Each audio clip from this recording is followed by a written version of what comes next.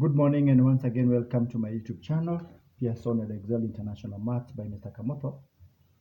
And in this video we continue to learn more about binomial theorem in topic number 4 of Pure Mathematics 2, and we are looking at example 5 on page 67 of Pure Mathematics 2, or rather of this book, Pure Mathematics 2, International IAL, International Advanced Level.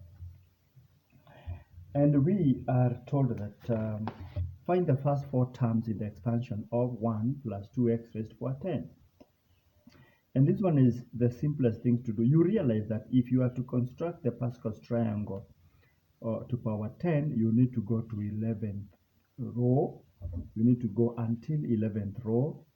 But with binomial theorem, NCR, it becomes very easy because the first term is 10C0, then there is 1 raised to power 10, and there is 2x raised to power 0, which is not going to give us anything, plus 10C1, 1 raised to power 9, and 2x raised to power 1.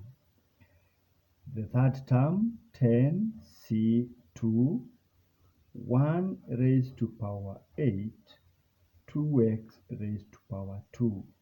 And the fourth term now, plus 10C3, 1 raised to power 7, 2x raised to power 3. And you are expected to reach there, the four terms, 1, 2, 3, 4. Now, what we need is to simply evaluate what we have. What we need is just to evaluate what we have, and using our calculator, we should be able to get something. 10C0, 10 and C0 is obviously 10 shift NC0 is obviously 1 because it's the very first coefficient even in the Pascal's triangle.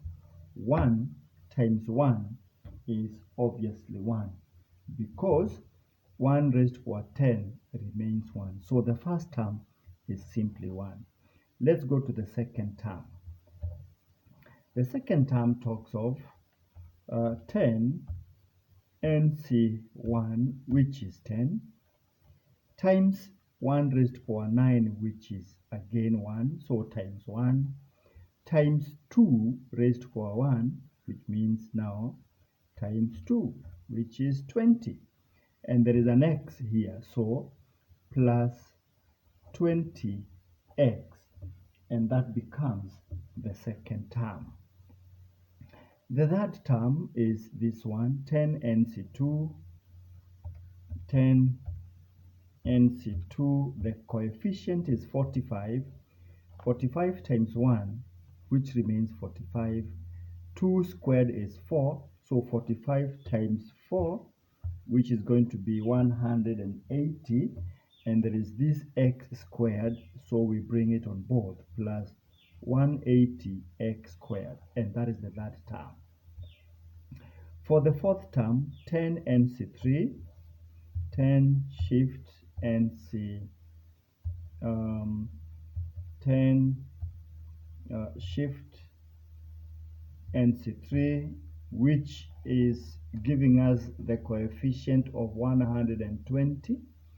120 times 1, which is still 120, times 8, because 2 cubed is 8, we get 960, and x is cubed, so plus 960, there is x cubed there. And that is the fourth term moving forward. So you can already see that the part A of the question, we have been able to do it so easily with the binomial theorem.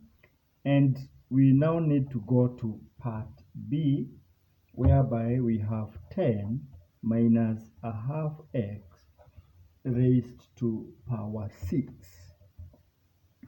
And it goes without saying, now we have the first term is going to be 6C0 10 6, of course negative a half x raised to power 0 is as simple as 1, so we don't need to bring it. Even this one we did not require to bring it because 6C0 is obviously going to be 1, but nonetheless let's go to the second term.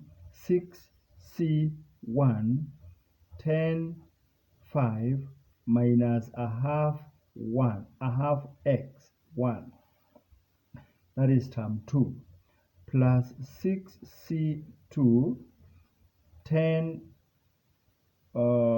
raised to power 4 10 raised to power 4 minus a half x squared, that is term 3, and term 4 becomes 6C3 10 3 minus a half x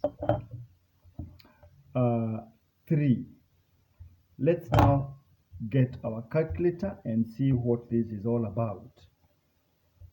The first term is just 10 raised to power 6, which is equals to 1 million, which is just 1 million. So this is going to be 1 million. Let's go to the second term. 6C1 is 6. The coefficient is 6. 6 times 10 raised to power 5. We are going to get 600,000. 600,000 times negative a half x. That means times negative a half. Of course, times negative 1/2, and this gives us negative 300x, 300,000, and there is an x here, so minus 300,000x. Let's go to now the third term. 6C2, this one, 6C2. So we talk about 6C2, and the coefficient is 15. 15 times 10 raised to power 4, that is 150,000. 150,000. 150,000. We are talking of divide by 4. Divide by, or rather times a quarter, because minus a half squared is a quarter, positive a quarter. So times 1/4, which is going to be equals to 37,500, and it is positive, so plus 37,500, and there is x squared, this one. And the last term is going to be 6C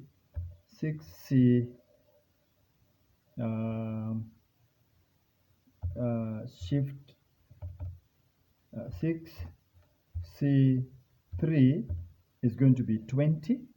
20 times 10 raised to power 3 times 10 raised to power 3 is going to be 20,000.